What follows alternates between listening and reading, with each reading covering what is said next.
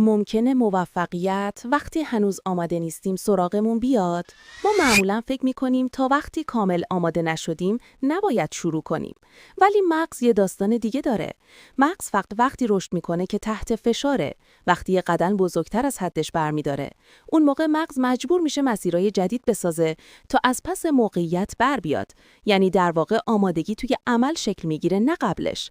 یه تحقیق از استنفورد میگه کسایی که بدون آمادگی کامل وارد عمل شدن تو مسیر 2 برابر سریعتر رشد کردن از اونایی که صبر کردن آماده بشن.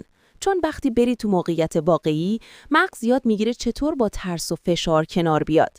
به همین خاطره که خیلی از موفقیت‌های بزرگ از یه تصمیم شجاعانه شروع شدن، نه از یه آمادگی خاص. وقتی میری سراغ کاری که مطمئن نیستی بلدی، مغز یه عالم نورادرنالین و دوپامین آزاد میکنه.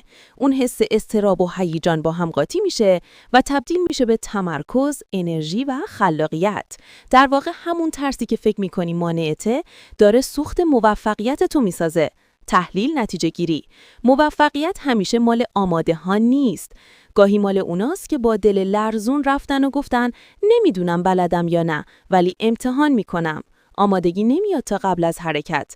میاد وقتی وسط میدونی. شاید همین الان با همین ناآمادگی وقتشه که موفق شی.